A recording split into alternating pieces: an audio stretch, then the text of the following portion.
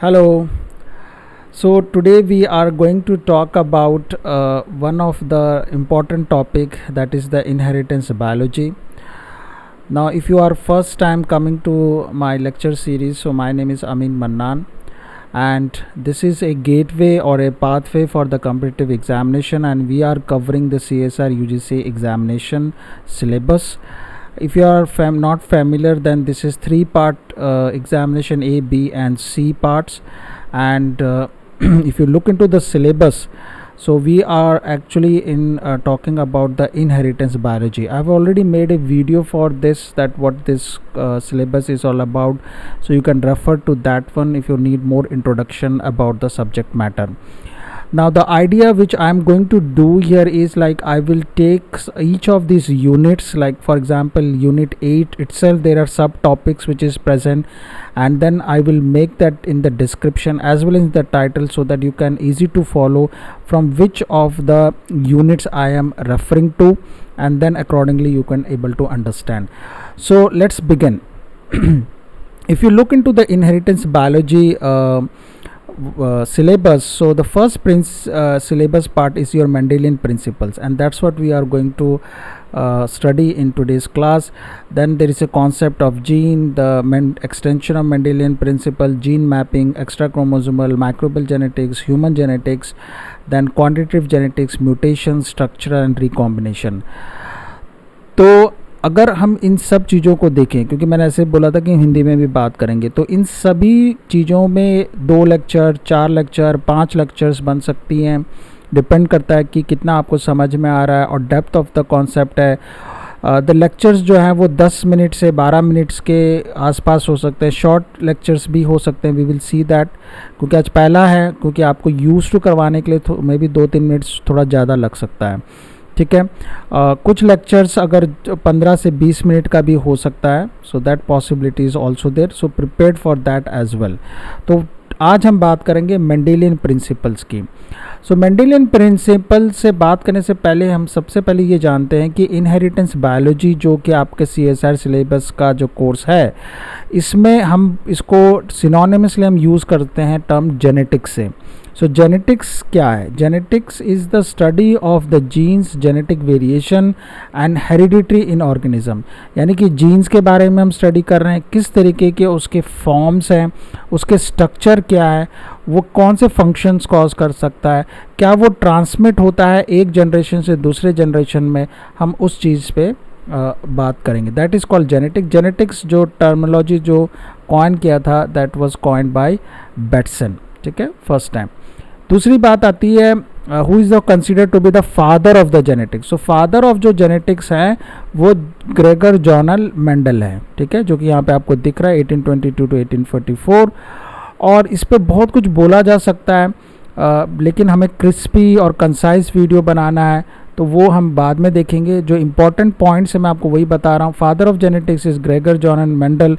Father of experimental genetics, father of experimental genetics is your Thomas Hunt Morgan. ये चीज़ को ध्यान में आप रखिएगा. इस चीज़ को जेनेटिक्स टर्मिनोलॉजी आपके बेटसन ने दी थी. तो इन्होंने पाइसम सेटाइवम में काम किया था, जो कि गार्डन पी है, हम खाते भी हैं इस चीज़ को. 7 कैरेक्टर्स इन्होंने स्टडी किया था. कैरेक्टर की डेफिनेशन हम देखेंगे कि क्या है, कैरेक्टर क्या होता है, ट्रीट क्या होता है, जीन क्या होता है, एलील क्या होता है, जीनोटाइप क्या होता है, फिनोटाइप क्या होता है, हम थोड़ी देर में देखेंगे.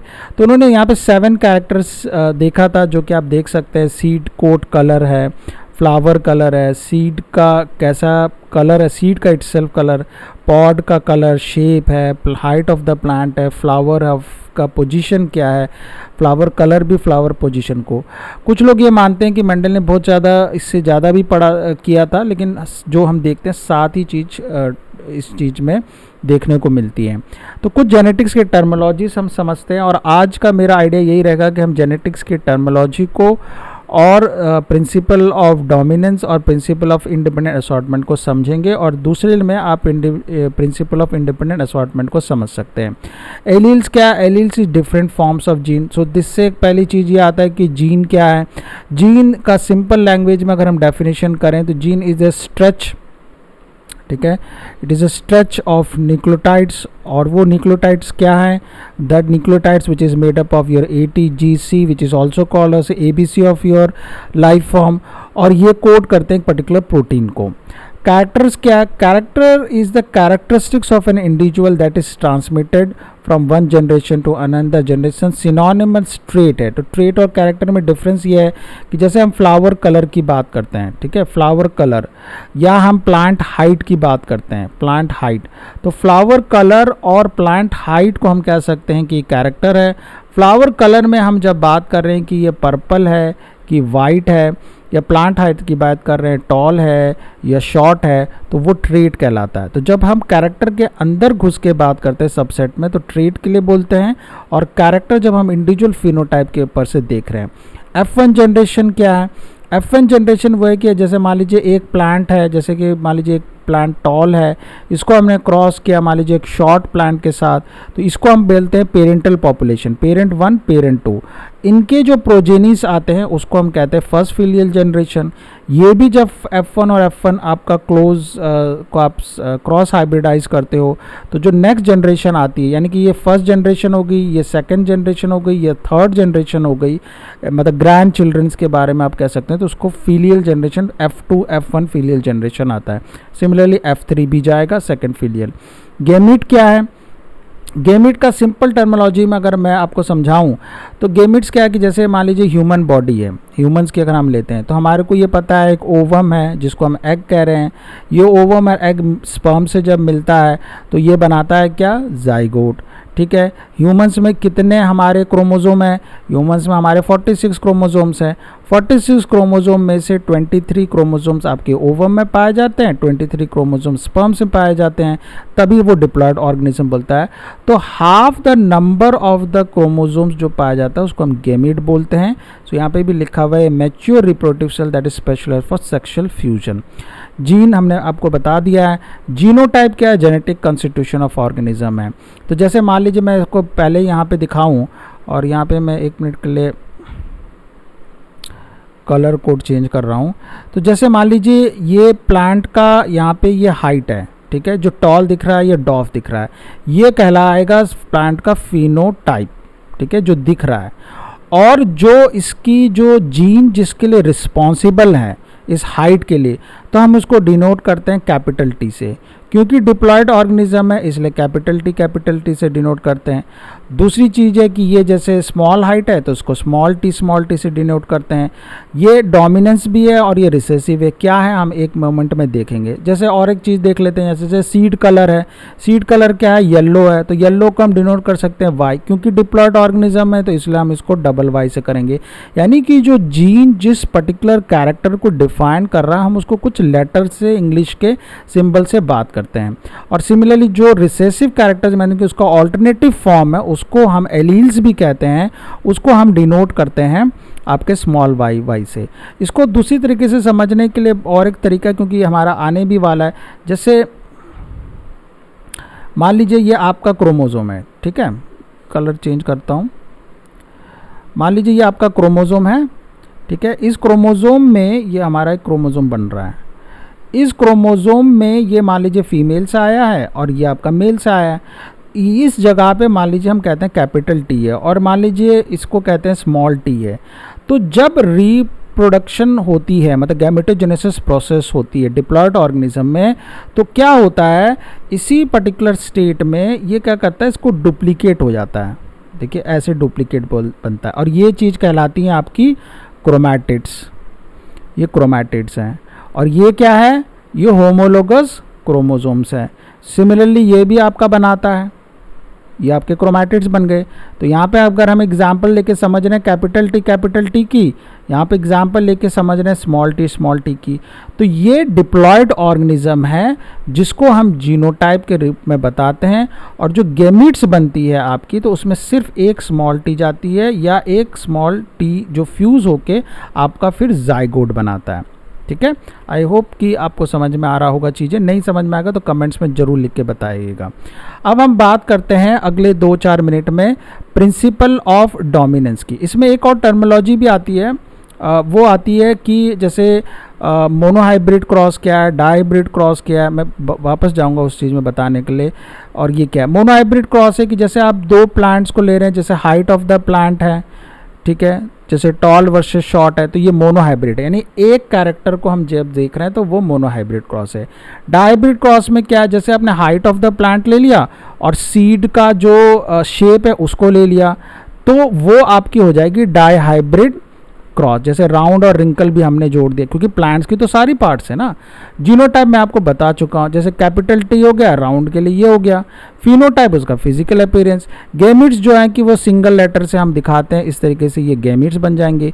एलील्स क्या है, alternative forms of the gene है, जो मैं आपको यहाँ पे बता रहा था इस जगह पे, कि ये जो ऑल्टरनेटिव फॉर्म्स ऑफ जीन जो एग्जैक्ट इसी लोकस में पाया जाता है, that is called as your alleles. इसमें ये होमो एलेलिक है क्योंकि सेम टाइप का है। अगर ये अलग तरीके से होता तो फिर वो आपका हिट्रो एलेलिक हो जाता, जिसको हम ऑल्सो कहते हैं होमोजाइगस प्लांट, और दूसरी टर्मिनोलॉजी हम यूज़ करते हैं हिट्रोजाइगस प्लांट। इसका क्या मतलब है, आइए हम देखते हैं। होमोजाइगस प्लांट मतलब कि कैपिटल टी या कैपिटल आर या आर। हिट्रोजाइगस प्लांट की हम अगर बात करते हैं तो वो आपकी आ जाती है स्मॉल आर या स्मॉल टी की बात करते। अगर हम हिट्रोजाइगस की बात करते हैं, सॉरी, तो हिट्रोजाइगस में आ जाता है आपका कैपिटल आर स्मॉल आर या कैपिटल टी स्मॉल टी, ठीक है। तो ये आपकी यहाँ पे एलील्स की डेफिनेशन है। तो इस टर्मिनोलॉजी के साथ कि भाई एलील क्या है, गैमीट क्या है, F1 जनरेशन क्या है, पेरेंटल पॉपुलेशन क्या है, और कैसे ये चीज़ होती है, एक चीज़ और आप समझ लीजिए, क्योंकि वो आती है आपकी प्रिंसिपल ऑफ इंडिपेंडेंट सेग्रीगेशन को, और वो समझने का सबसे आसान तरीका ये है, लेट मैं यहाँ पे लिखता हूँ आपके लिए, कि जैसे मान लीजिए ये एक प्लांट है, ठीक है, और ये टॉल प्लांट है, डॉफ प्लांट है। इसकी जो गैमीट्स बनाते हैं तो हम उसको पुनिट स्क्वायर में बनाते हैं, वेरी सिंपल वे में। यहाँ हम कैपिटल टी लिखते हैं क्योंकि ये एक ओवम, मान लीजिए हमें फीमेल है और ये मेल है, और ये मान लीजिए मेल है, इसके दो स्पर्म्स बने, इसके दो ओवम्स बने। इस तरीके से हम गैमेट्स को डिनोट करते हैं, और इसको पहला कॉलम और पहले रो, पहला कॉलम पहला रो, या पहला रो पहला कॉलम, फिर उसके बाद पहला रो दूसरा कॉलम, दूसरा रो पहला कॉलम, यानी कि ये और ये, इस तरीके से हम इसको डिड्यूस करते हैं, और ये हमारी F1 की पॉपुलेशन आती है, ठीक है। अगर हम फर्दर इसी को प्रोसीड करते हैं, मान लीजिए हमको ये F2 जनरेशन में जाना है, तो बड़ा ही सिंपल तरीका है इसको समझने का। आप यहाँ पे एक एग में ये वाली चीज़ गई, मान लीजिए फीमेल था और ये मेल था, तो ये कैपिटल टी आ गई और ये स्मॉल टी आ गई, यहाँ पे कैपिटल टी आ गई, यहाँ पे स्मॉल टी आ गई। पहला रो पहला कॉलम कैपिटल टी, ये आ गया पहला row capital T small column T, दूसरा रो कॉलम में स्मॉल टी आया है, फिर कैपिटल टी आया, वैसे भी लिख सकते हैं जैसा मर्जी लिखिए, और स्मॉल टी आया है। तो अब यहाँ पे ये देख सकते हैं कि एक आया कैपिटल टी, दो आए कैपिटल टी स्मॉल टी, और एक आया आपका स्मॉल टी। इस तरीके की जो जीनोटाइप आता है, यानी कि 1:2:1, इसको हम कहते हैं जीनोटिपिक रेशियो। फिनोटाइप में क्या होगा, क्योंकि कैपिटल टी जो है वो डोमिनेंट है स्मॉल टी से, यानी कि जब वो प्रेजेंट होगा तो वो हमेशा अपना कैरेक्टर शो करेगा। तो 3 प्लांट टाइप्स, मतलब नंबर नहीं, प्लांट टाइप्स, वो आपके हो जाएंगे 3:1 के हिसाब से, ठीक है। इस अंडरस्टैंडिंग के साथ अब हम समझते हैं प्रिंसिपल ऑफ डोमिनेंस को। प्रिंसिपल ऑफ डोमिनेंस ये कहता है मेंडल का कि जब दो प्लांट को हम मिलाते हैं या क्रॉस करवाते हैं, तो उसमें से जो F1 जनरेशन में जो प्लांट दिखती है वो डोमिनेंट फिनोटाइप है, और जो रिसेसिव प्लांट नहीं दिखती है। यानी कि अगर हम इसको इस तरीके से समझे, इसमें जैसे अगर आप ग्रीन को और येलो प्लांट को अगर क्रॉस करवाते हैं, ग्रीन को और येलो को, यानी कि कैपिटल जी और स्मॉल जी, तो F1 में बनेगा आपका कैपिटल जी स्मॉल जी हिट्रोजाइगस, और ये सारे के सारे ग्रीन होंगे। तो यानी कि green is dominant to yellow, inflated is dominant to pinch, yellow seed colour is dominant to green, round और smooth seed shape is dominant to ये, purple is dominant to your white, tall is dominant to your short, flower position is dominant like axil जो यहाँ पे है is dominant to your terminal position. जैसे for example humans की example लें, Harry Potter का example है, ठीक है। Rolling of tongue, it is a dominant phenotype, और जो हारमोनियम थी वो नहीं कर सकती थी, जो स्टेट है, जैसे मेरी भी रोल में टंग को नहीं कर सकता हूँ, तो ये रिसेसिव फिनोटाइप है। तो जो दिखती है डोमिनेंट वो फर्स्ट जनरेशन में आती है। अब हम बात करते हैं कि मेंडेलियन प्रिंसिपल में इस बैकग्राउंड के साथ कि भैया क्या प्रिंसिपल से, तो डोमिनेंस समझ में आ गया। सेग्रीगेशन की हम एक बात करेंगे और इंडिपेंडेंट असॉर्टमेंट की बात करेंगे। मैं देख रहा हूँ कि 16 मिनट हो चुके हैं इसी चीज़ को समझाने को, तो मैं एक काम करता हूँ कि आपको दूसरे लेक्चर में बताऊंगा सेग्रीगेशन और इंडिपेंडेंट असॉर्टमेंट, क्योंकि पहला ही लेक्चर है, मैं नहीं चाहता हूं कि आपको मैं ओवरबर्डन कर दूं चीज़ों से। तो इन समरी में आपको ये बताना चाहूँगा कि आज हमने क्या सीखा। आज हमने ये सीखा कि भैया पैटर्न कैसे होने वाला है, कैसे मैं आपको वीडियो दिखाने वाला हूँ। सिलेबस हमने देखा एक यूनिट 9 का, जो कि आपका इनहेरिटेंस बायोलॉजी है, उसमें हम बात कर रहे हैं जेनेटिक्स की, उसमें हम बात कर रहे हैं मेंडेलियन प्रिंसिपल की।